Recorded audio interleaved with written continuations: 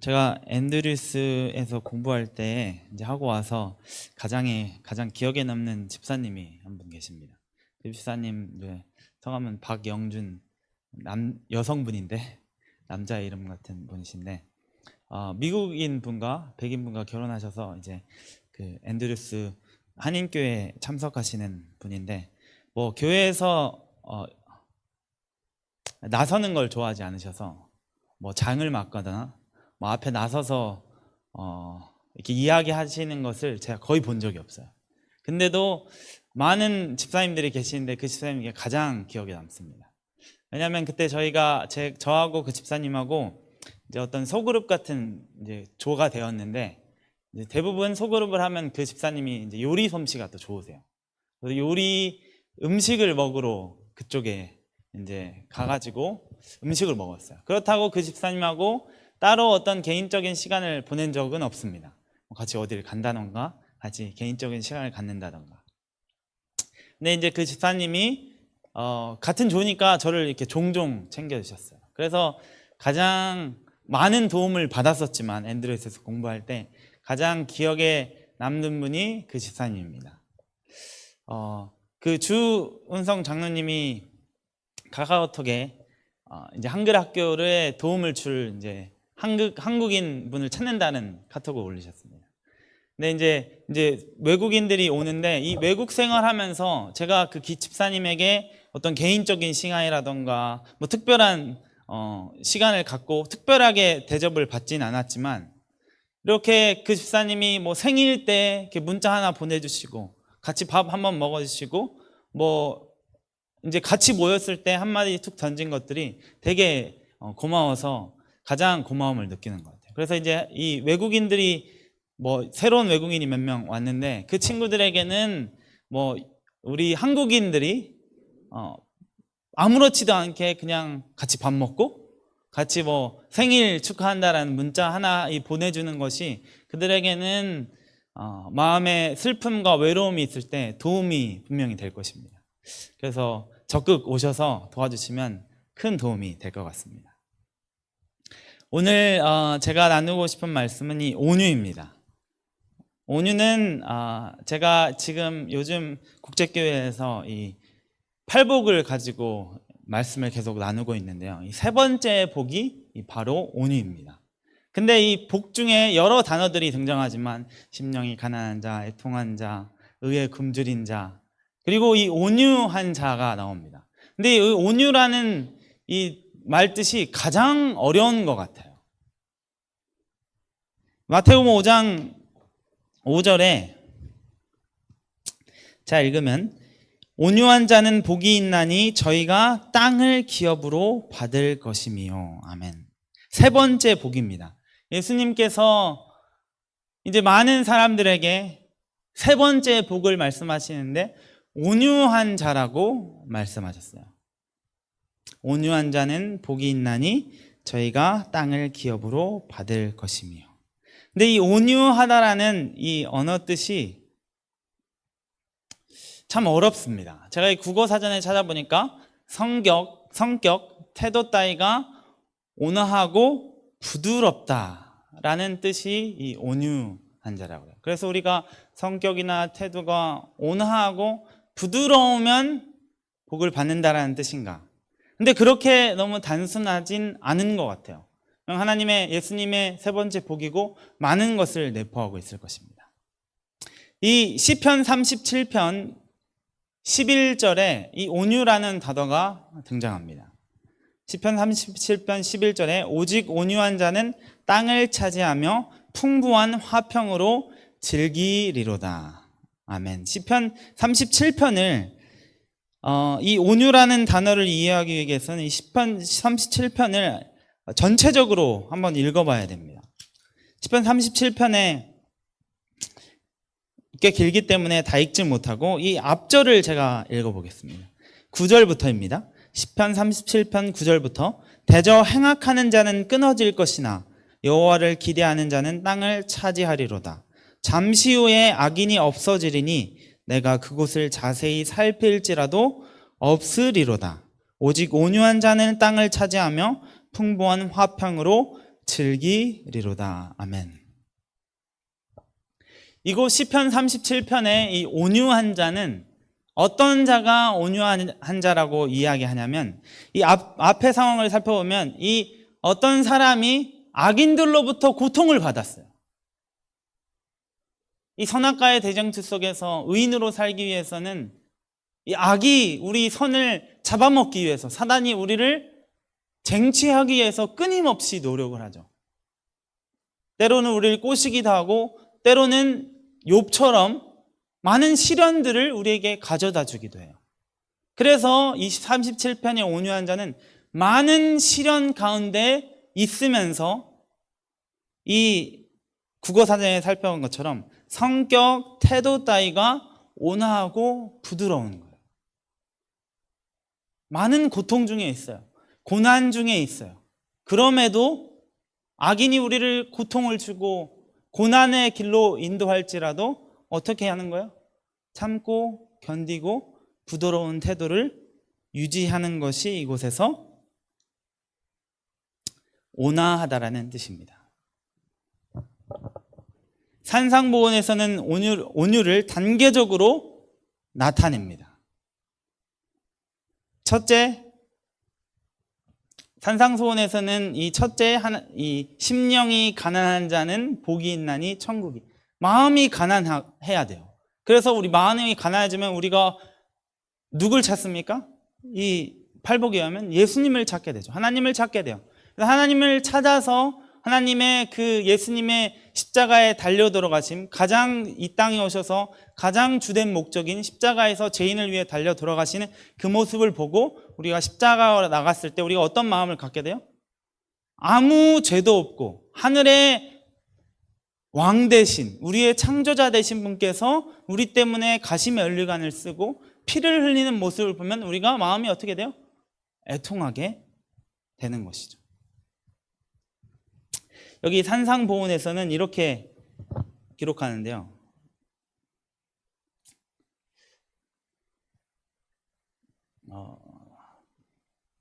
죄송합니다. 제가 PPT를 가져오지 않았네요.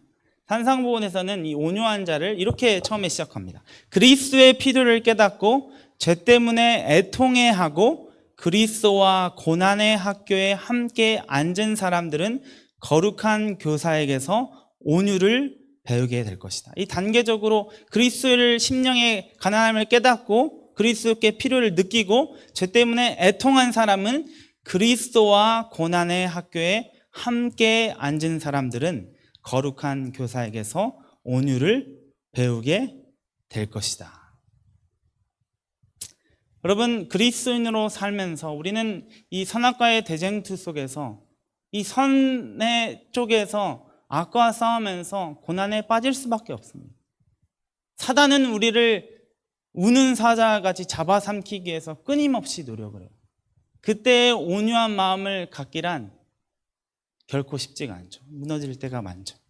그렇지만 오늘 이 산상수훈에서 얘기한 것처럼 우리는 그리스도의 고난에 참여해서 이 학교에서 이 온유를 배워야 합니다. 여러분, 성경에서 이 민수기 12장 3절에 나오는 이 모세를 온유한 사람이라고 표현했습니다. 이 모세는 시련 가운데 있는 사람이 분명하죠. 하나님께서 모세를 온유한 사람이라고 이야기할 때는 어떤 상황이었냐면 이 미리암과 아론이 모세를 배신한 때였어요. 우리가 모세를 쳐내고 우리가 지도자가 되자. 그런데 이 앞에 성경절을 살펴보면 이 10장, 11장을 살펴보면 이 모세가 이 미리암과 이 아론 때문에 고난의 학교에 참여해서 고난을 받고 있지만 앞서서도 엄청난 고난을 받고 있습니다. 이 이스라엘 백성들을 애굽에서 데리고 나오니까 이 만나를 주셨죠. 근데 이번에는 백성들이 우리가 애굽 때 먹던 그 물고기와 고기들이 너무 그립구나 하면서 모세를 닥달하는 것입니다. 모세를 닥달해요. 그래서 모세가 어려움에 빠져서 이 11장에 읽으면 하나님께 저를 죽여주십시오 라고 이야기합니다. 제가 이 일들을 어떻게 감당합니까? 차라리 저를 죽여주십시오 라고 표현을 해요. 그때 하나님께서 모세에게 70인을 세우라고 하시죠. 그때 하나님께서 또 놀라운 모세의 도움자를 보내시죠. 바로 이드로. 모세의 아내는 십보라였습니다. 그렇지만 이스라엘 백성이 아니었어요. 이 민수기 12장에 하면 구스 사람이었어요. 이방 사람이었어요. 미디안 사람이었어요. 그런데 이 이드로와 십보라가 모세에게 함께 합류하게 됩니다. 그래서 이드로가 모세를 보니까 고통당하고 있어요. 백성들이 모세여 우리에게 고기를 주십시오 하고 모세가 모든 재판을 다 관리하고 하니까 하나님께서 이드로를 보내셔서 70인을 세우는 것이 어떻냐 해서 70인을 세우게 됩니다. 그걸 가지고 미리암과 아론이 와서 모세에게 태클 거는 거예요. 왜 우리 빼고 모든 것을 결정하고 너는 이 구스 사람 12장 1절에 보면 모세가 구스 여자를 취하였더니 그 구스 여자를 취하였으므로 미리암과 아론이 모세를 비방하니라. 너는 왜 이 이방 사람의 말을 듣는 것이냐? 너는 이제 우리 지도자가 아니다. 우리가 서겠다. 그때 모세가 결론적으로 이제 하나님께서 미리암을 치셔서 미리암이 문둥병에 걸리게 돼요. 그래서 7일 동안 이 장막 밖에서 있다가 다 7일이 지난 뒤에 합류해서 이제 요양을 떠나야 돼요. 그때 모세가 이 아론과 미리암이 찾아와서 너는 이제 우리의 지도자가 아니다라고 했을 때 모세는 하나님께 기도했어요. 미리암이 아플 때 하나님, 악이 와서 모세를 건드는데 모세가 어떤 마음이 있어요? 온유한 마음. 그것을 보고 하나님께서 이 사람 모세는 온유함이 지면의 모든 사람보다 승하니라 라고 기록합니다. 재림교회 주석에서는 이렇게 기록해요. 이 온유한 특성은 40년을 미디안 광야의 고난의 학교에서 보낸 결과로 그에게 이르러 온 것이다. 모세는 이 광야 고난의 그리스도의 모세가 애굽 사람을 죽이고 심령이 가난해졌어요. 예수님께 나가니까 예수님의 십자가가 보이는 거예요. 애통하는 마음으로 광야에서 올 때 하나님께서 고난의 학교로 40년 동안 보내셨어요. 거기에서 모세는 이 온유의 마음이, 온유의 복이 이 모세에게 생긴 것입니다. 좁은 문으로 들어가라. 멸망으로 인도하는 문은 크고 그 길이 넓어 그리로 들어가는 자가 많고 생명으로 인도하는 문은 좁고 길이 협착하여 찾는 이가 적음이니라. 마태복음 7장 13절 14절에 있는 말씀입니다. 산상보훈 중에 예수님께서 이스라엘 백성들에게 말씀하시는 거예요. 생명으로 가는 길은 넓습니까? 좁습니다. 그리스도인이 되는 것은 고난의 길에 들어갈 수 있어요. 분명히 예수님께서 말씀하셨어요. 좁은 길로 들어가라. 선악과의 대장주께서 선이 고통받는 것은 온유함의 모습 중에 하나입니다. 낮아지는 마음, 온순한 마음, 맞서 싸워 상대방을 공격하는 것이 아니라 참고 인내하는 것이 이 선악과의 대쟁수에서 온유함의 모습입니다. 여러분, 그렇지만 예수님께서는 우리를 또 그렇게 두지 않으시죠. 마태복음 11장 28절 29절에 수고하고 무거운 짐진 자들아 다 내게로 오라. 내가 너희를 쉬게 하랴. 나의 마음이 온유하고 내가 고난의 길을 걸었으니 나는 온유하고 겸손하니 나의 멍에를 메고 내게 배우라. 그리하면 너의 마음이 쉼을 얻으리라. 고난의 길을 가는 것은 예수님께서 알고 계십니다. 그래서 초청하세요. 수고하고 무거운 짐진 자들아 다 내게로 오라. 이 온유함을 나에게 배우라.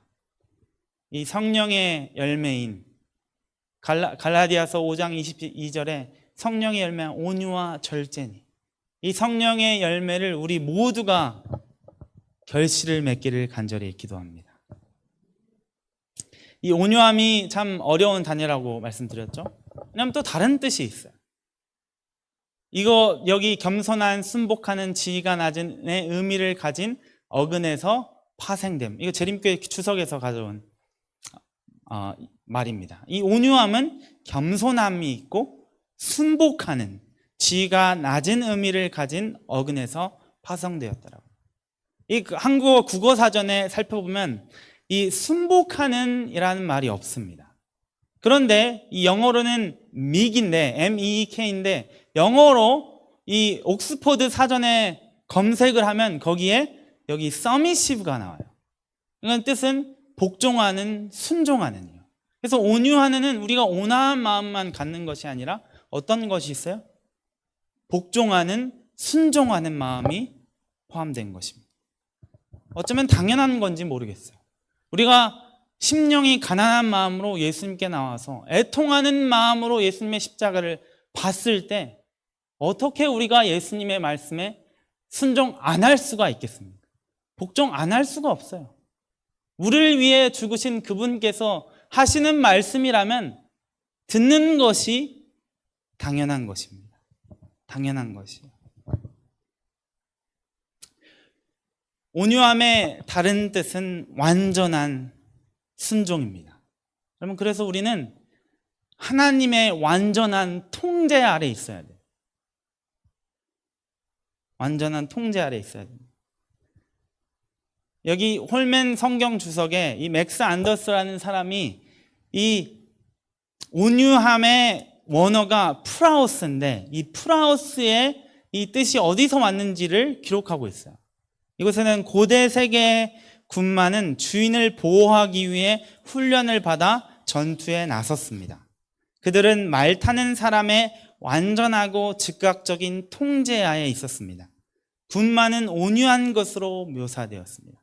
그들의 힘은 완전히 통제되었습니다. 이 프라우스의 뜻은 야생마가 있는데 이 야생마를 군마로 쓰기 위해서는 훈련받고 트레인돼서 이 말을 타는 사람의, 모는 사람의 완전한 통제 아래 있는 것을 온유함이라고 표현을 했습니다. 여러분, 모세가 40년 동안 광야에서 야생마였는데 혈기 넘치고 불의를 보고 참지 않았어요. 이스라엘 백성이 애굽 군인에게 공격을 당하니까 거의 막 죽을 것 같이 채찍을 받으니까 이 정의감에 넘쳐서 어떻게 했어요? 그 사람을 죽였습니다. 그렇지만 하나님께서 원하시는 방식이 아니에요. 불의를 본다고 죽이는 것은 하나님께서 원하시는 것이 아니에요. 재판의 힘은 누구에게 있어요? 하나님께만 있어요. 그래서 이 야생마 같은 모세를 하나님께서 어떻게 하셨어요? 광야로 보내셔서 거기서 고난의 학교에서 교육받게 하셨어요. 그러니까 모세가 완전한 하나님의 어디 아래 있었어요? 통제 아래 있었습니다. 여러분, 민수기 9장의 말씀을 보면 이 이스라엘 백성들이 광야를 지날 때 누구 보호 아래 항상 있었습니까? 9장 15절에 민수기 9장 15절입니다. 성막을 세운 날에 구름이 성막 곧 증거막을 덮었고 저녁이 되면 성막 위에 불 모양 같은 것이 나타나서 아침까지 이르렀으되 16절 항상 그러하여 낮에는 구름이 그것을 덮었고 밤이면 불 모양이 있었는데 구름이 성막에서 떠오른 때에는 이스라엘 자손이 곧 진행하였고 구름이 머무른 곳에 이스라엘 자손이 진을 쳤으니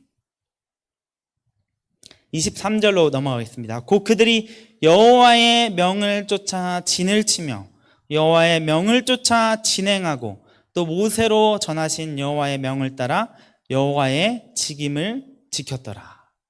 이스라엘 백성들이 누구 인도 아래 있었어요? 하나님 아래. 하나님께서는 구름 기둥으로 불 기둥으로 이스라엘 백성을 안전한 곳으로 그리고 이 가나안 땅으로 인도하셨습니다. 완전한 하나님의 통제 아래 있었어요. 그들이 홍해를 통하여 침례를 경험하고 유월절을 통하여서 구원을 경험하고 하나님의 완전한 통제 아래 있었는데 가끔은 이 사람의 눈으로 볼 때 이해하기 힘든 부분들이 등장합니다. 하나님께서는 어째서 이렇게 통제하시는지 의문점이 들 때가 있어요. 그게 민수기 11장입니다. 바로 하나님께서 모세를 온유하다라고 이야기하기 바로 사건 전에 이 메추라기 이야기가 있는데 이 메추라기를 그냥 보내시지 않으셨어요. 민수기 11장 33절에 이렇게 기록합니다. 고기가 아직 이 사이에 있어 씹히기 전에 여호와께서 백성에게 대하여 진노하사 심히 큰 재앙으로 치셨으므로 그곳의 이름을 기브롯 핫다와라 칭하였으니 탐욕을 낸 백성을 거기 장사함이었더라. 이 백성들이 고기가 먹고 싶습니다. 당연히 하나님께서 아들과 딸이 배고프다 하면 고기를 안 주시겠어요? 고기를 보내셨어요. 근데 고기만 보내신 것이 아니에요. 거기에 무엇이 함께 왔어요? 심히 큰 재앙이 함께 왔어요. 왜 그러시는지 참 의문이 들어요. 고기를 그냥 주시면 되지. 메추라기가 뭐 부정한 음식도 아니고 정한 음식을 고기를 하나님께서 보내시면 되는데 하나님께서 큰 재앙과 함께 보내셨어요. 그러면 우리가 하나님의 통치 아래에 있을 때 하나님께서는 우리에게 순종을 원하십니다. 어쩌면 더 강력하게 얘기하면 복종을 원하세요. 순종은 우리가 이해하고 따라가지만 복종은 우리가 이해하지 못하지만 어떻게 해야 돼요? 따라가는 것이. 제가 하랑이가 아이들은 크기 전에 부모님의 보호 아래에 있습니다. 그래서 하랑이를 여러분 다 자식들을 가지셨겠지만 이 인도하는 데 있어서 자식들을 보살피는 데 있어서 하랑이가 이해 못하는 부분들까지 이야기할 때가 있어요. 하랑이는 아이스크림을 더 먹고 싶은데 어떻게 해요? 2번, 3번 먹게 해요? 아니요, 못 먹게 해요. 이 정도는 하랑이가 이해하겠죠. 그렇지만 절제를 하지 못하니까 부모가 어떻게 해주는 거예요? 통제를 해주는 거예요. 그럼 우리가 하나님 안에 인도하심에 있을 때 우리가 부절제하는 모습을 볼 때 하나님께서 어떻게 하세요? 우리를 통제하세요. 고난을 통해서 통제하실 수도 있어요. 그것이 온유함으로 가는 길이니까. 그리고 하랑이가 위험한 일을 할 때 부모님이 볼 때 하랑이가 이거는 위험한 일이야. 하랑아 해서는 안 돼. 하랑이는 경험하지 못했기 때문에 이해를 하지 못해요. 단순히 내가 하고 싶어서 재밌게 하고 싶은데. 그런데 부모가 볼 때는 어때요? 다칠 것 같아요. 사고 날 것 같아요. 그러니까 하지 못하게 통제를 합니다. 하랑이는 이해하지 못해요. 그렇지만 아이는 어떻게 해야 돼요?